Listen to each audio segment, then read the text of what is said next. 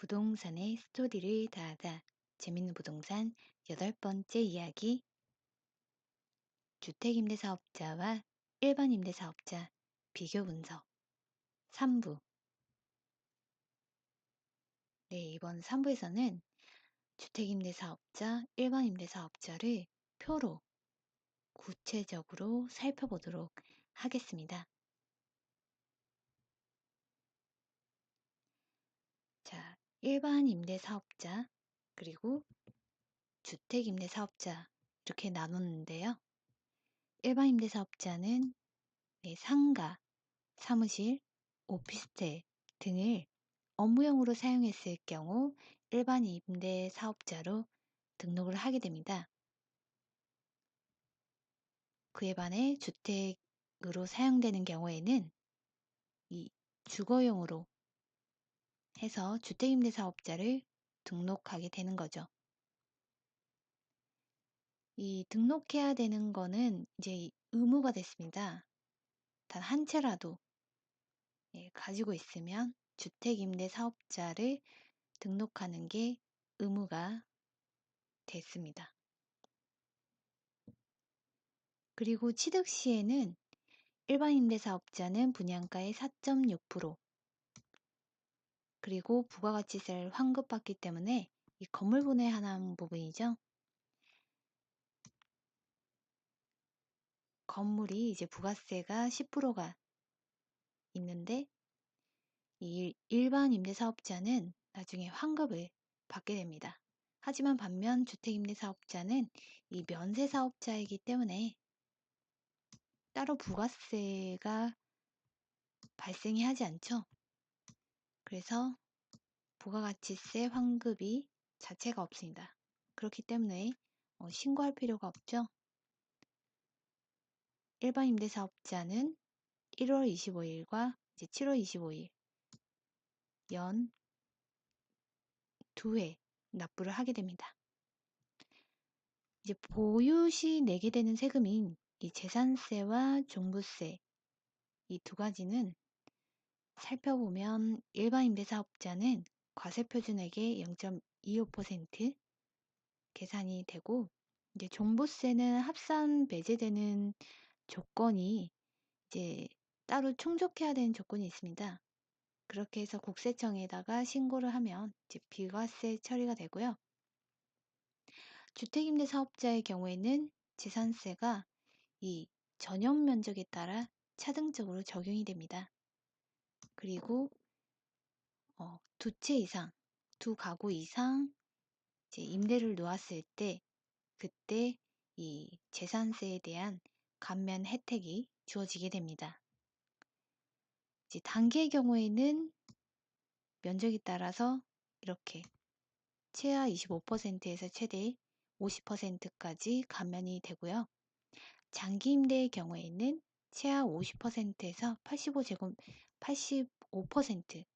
85제곱미터는 50%지만 40제곱미터 이하의 경우에는 85% 감면이 됩니다.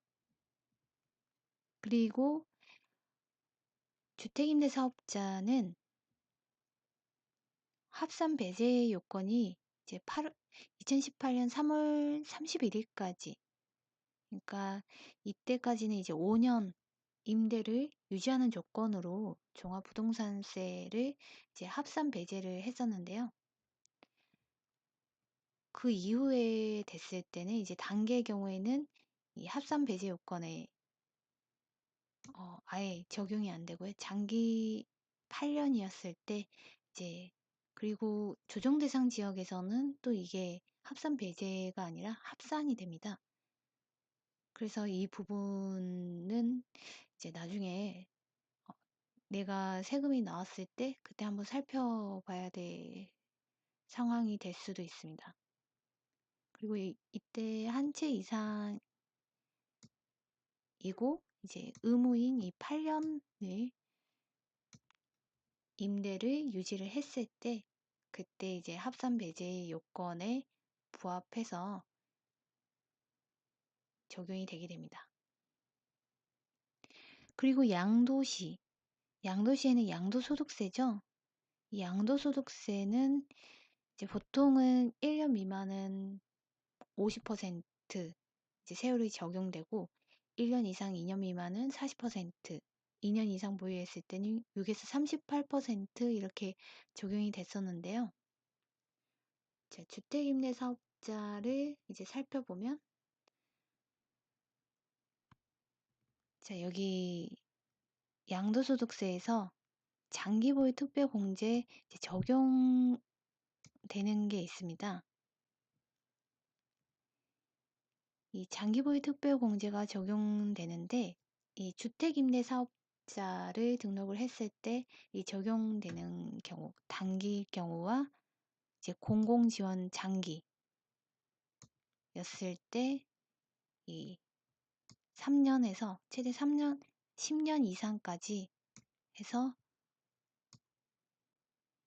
최하 6%에서 최대 70%까지 네, 이런 그 장기보유 특별공제율이 적용이 되게 됩니다. 그리고 이제 2018년 10월 23일이죠. 그때 이제 조정 대상 지역에 새로 취득한 주택 이 경우에는 임대 등록 시에도 새로 취득을 했어도 양도소득세 중과가 대상이 된다는 거 알고 계시면 되겠습니다.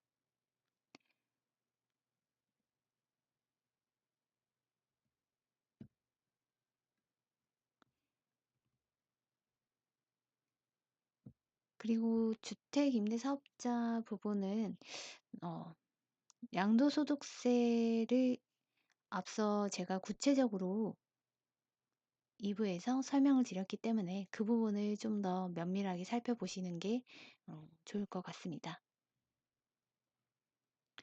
종합부동산세, 이 종합소득세, 여기서 임대소득세를 제가 살펴볼 건데요. 일반 임대는 이제 올해 그 전년도에 대한 것을 합산해서 그 다음 연도 5월 달에 신고를 하도록 되어 있죠. 거기에 대한 이제 세금을 납부를 하시면 되고 주택임대 사업자가 조금 더 복잡합니다. 여기서 보시면 전용이 85제곱미터 이하이면서 1가구 이상 그리고 합계액이 6억 원 이하였을 때 이 조건이 세 가지가 부합해야 되고요. 이때 단기는 30%, 장기는 75% 이렇게 각각 감면 비율이 달라집니다. 그리고 수도권 외 비도시 지역에서는 100제곱미터 이하의 경우, 전용 면적이 100제곱미터 이하의 경우로 조건이 들어가니까요. 이 부분도 알고 계시면 좋겠습니다.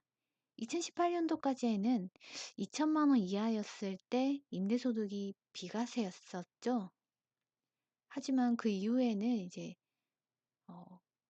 2천만 원 이하여도 세금이 부과된다고 하니까 이 부분도 좀 잘 알고 투자를 하시는 게 좋을 것 같습니다. 이 국민연금 의료보험, 여기서 근로소득자는 추가 납부가 없죠. 직장 근로자는 이제 별도로 부과가 없지만 지역가입자, 즉 무직자의 경우 이제 월세만 받고 생활을 하시는 분들은 지역가입자로 이제 납부 의무가 별도로 추가로 발생이 되기 때문에 아무래도 이 부분도 조금 무시할 수 없는 부분이죠. 예. 그리고 세입자, 일반 임대사업자는 이 들어오는 세입자가 일을 하려고 돈을 벌려고 들어오는 거기 때문에 사업자 등록증과 확정 일자를 이제 필수로 받아 놓고요. 그리고 주택임대는 거주하기 위해서 임차인이 들어오기 때문에 전입신고 확정 일자를 이제 필수로 받아 놓는 것이 좋습니다. 일반 임대사업자는 부가가치세를 환급받으려면 10년의 의무기간이 발생합니다. 그렇지만 그 10년을 다 못 하겠다 하면 이제 포괄 양수로 이제 매도를 할 수 있는 거죠. 그리고 주택임대사업자의 경우에는 취득세를 면제를 받으려면 의무 기간을 이렇게 단기, 장기에 따라서 임대를 유지를 해야 되는 기간이 있습니다. 이 취득시, 그리고 보유시, 그리고 양도시 각각 그 임대를 유지해야 되는 기간이 약간 차이가 있을 수 있습니다. 그래서 이 부분도 이제 잘 살펴보시고 내가 이런 혜택까지도 받겠다 그러면은 좀 장기로 더 많이 포괄적으로 받으시려면 장기로 어, 두시는 게 아무래도 좀 더 유리하시겠죠. 하지만 차익을 보겠다. 그러면 이 장기로 두는 것보다 차익을 보기 위해서 매매 차익을 보기 위해서 좀 단기로 하는 게 더 유리하겠다라고 싶으시면 단기로 하셔도 되겠습니다. 의무 기간을 만약에 이제 준수를 안 했을 때 주택임대 사업자는 예전에는 한 2천만 원 정도 처음에는 1천만 원이었다가 그다음 2천만 원 이번에는 이제 3천만 원까지 이 벌금 이 부분이 좀 금액이 늘었습니다. 그래서 앞으로도 좀 더 규제가 심화될 수도 있다는 거 알고 계시면 되겠습니다.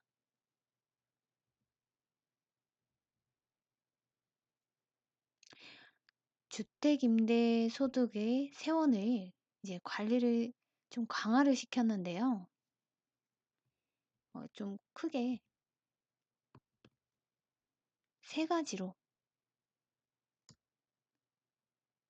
자, 세 가지로 제가 말씀을 드리자면, 이 사업자 등록 대상을 좀 확대를 했습니다.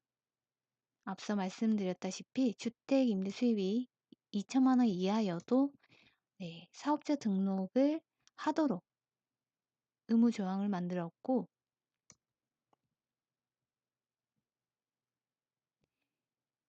그 2019년 1월 1일 이후부터 분리과세 대상인 주택 임대 소득만 있는 경우여도 사업자 등록 대상이라는 거 그리고 20 지금 약간의 좀 차이가 있는데 20년 1월 1일 다른 데는 2021년 1월 1일로 나온 데도 있어요. 그래서 일단은 2020년으로 알고 계시고 나중에 제가 추가로 체킹해서 말씀을 드리도록 하겠습니다. 2020년 1월 1일 이후부터는 이제 등록을 하지 않았다 라면은 가산세가 부여가 됩니다. 임대 수입의 0.2%이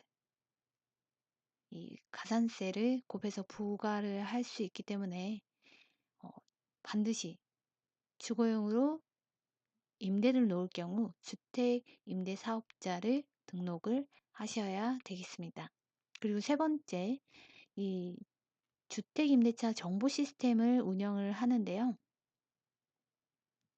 여기서 주택을 뭐 보유한다든지 임대차 현황이 어느 정도 되는지 뭐 이런 거를 다 한눈에 파악하는 시스템이 운영이 됩니다. 지금 현재로서는 렌트홈, 이 렌트홈이죠.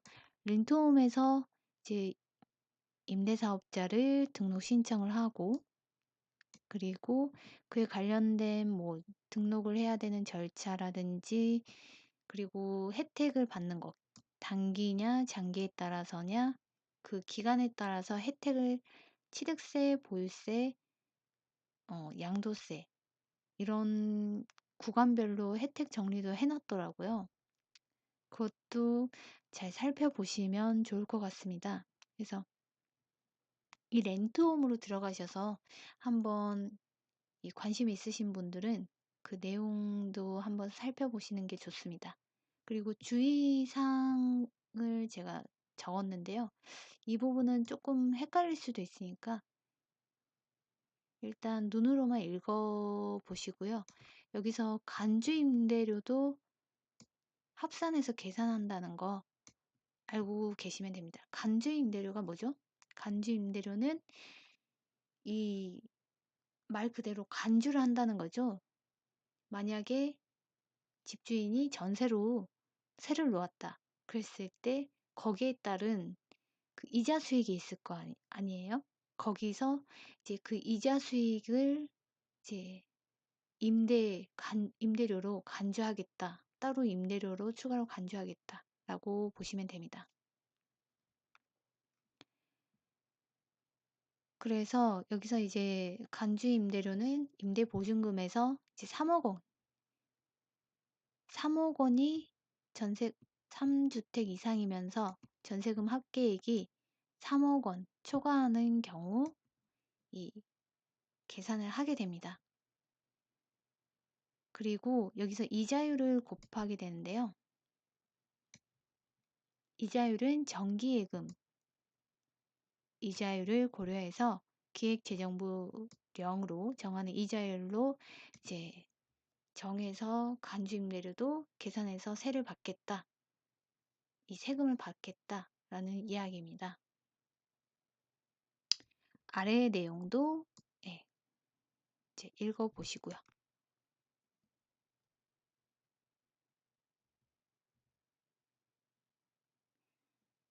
자, 이 마지막 페이지는 임대사업자에 대한 간단한 질문과 답변을 드려보는 부분인데요. 임대사업자를 등록을 하는 걸 꺼려하는 분들이 좀 많으시죠?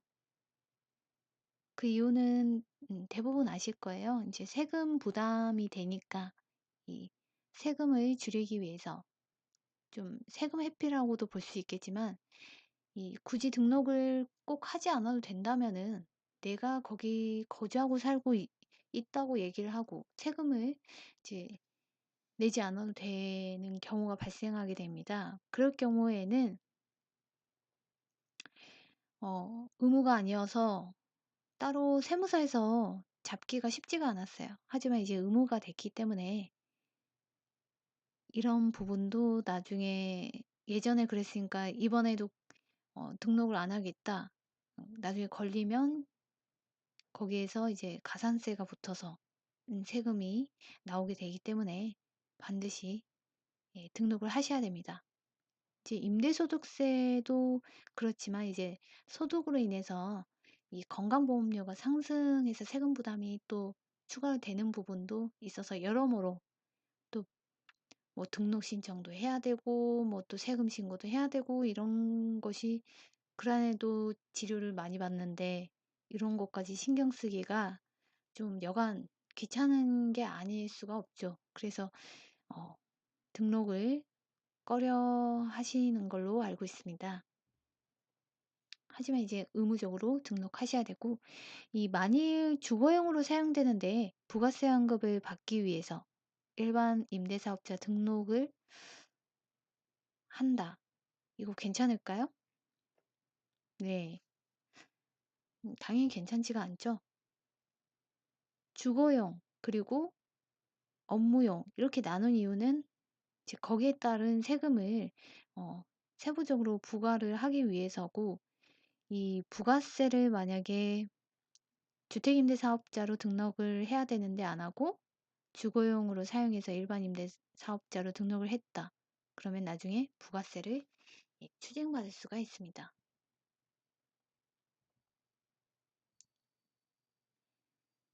주택임대사업자와 일반 임대사업자 선택이 가능할 경우 어느 것이 더 유리할까요?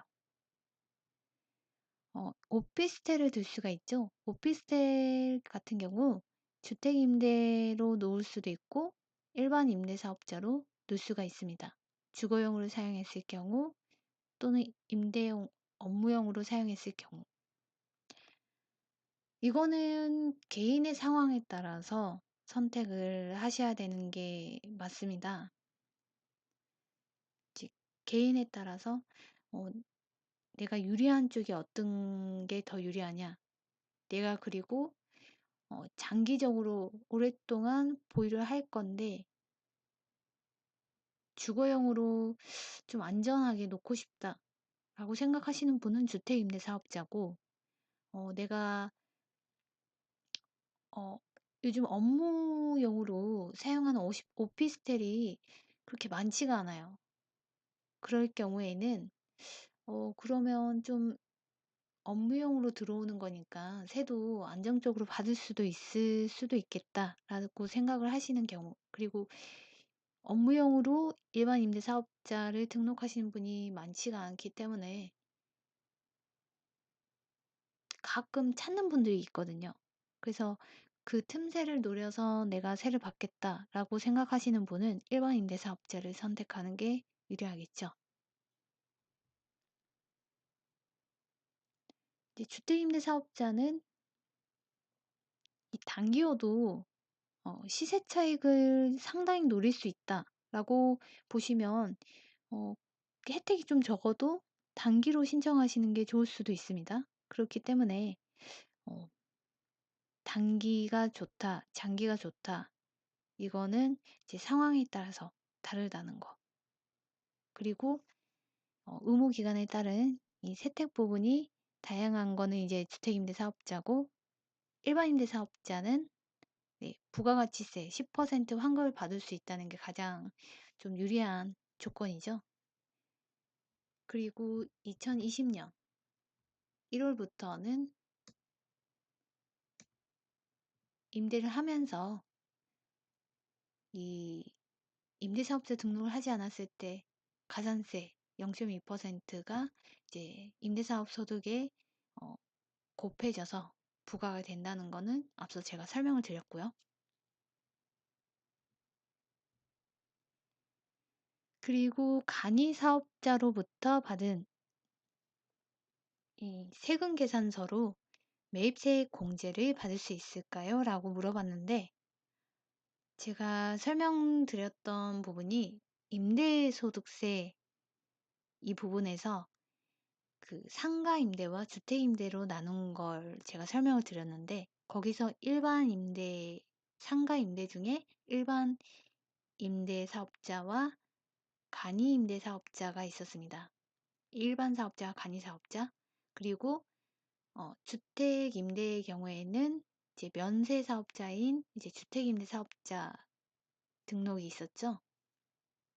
거기에서 이제 말씀드리는 건데, 이 부가세 환급을 받기 위해서 이제 세금 계산서, 이제 매입세액 공제를 받으려고 이제 세금 계산서를 간이 사업자로부터 받았다라고 할 경우에는 이 절대 이 매입세액 공제를 받으실 수가 없습니다.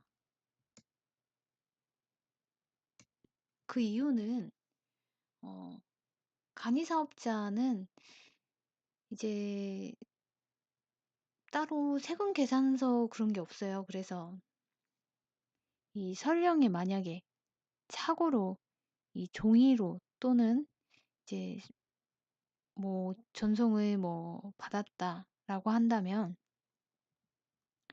그거는 나중에 공제를 받더라도 가산세 대상이 되고, 또 그리고 금액이 컸다 그러면 세무서로부터 소명 요구가 올 수가 있습니다.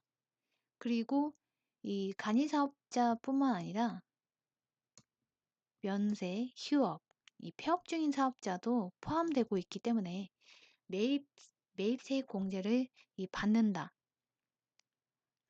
하는 거는 일반일 경우에 매입세액 공제를 받을 수 있다라고 생각하시면 되고, 나중에 뭐 이것뿐만 아니라 다른 사업을 하실 때도 이 부분을 좀 생각해서 간이사업자인지, 거래하는 상대방이 간이사업자인지 면세인지 뭐 휴업 중인지 폐업 중인지 그걸 잘 보셔 가지고 이 매입세 공제를 받을 수 있는 여부도 음 알고 계시면 좋을 것 같습니다. 일단은 간이와 면세, 휴업, 폐업은 매입세 공제를 받을 수 없습니다.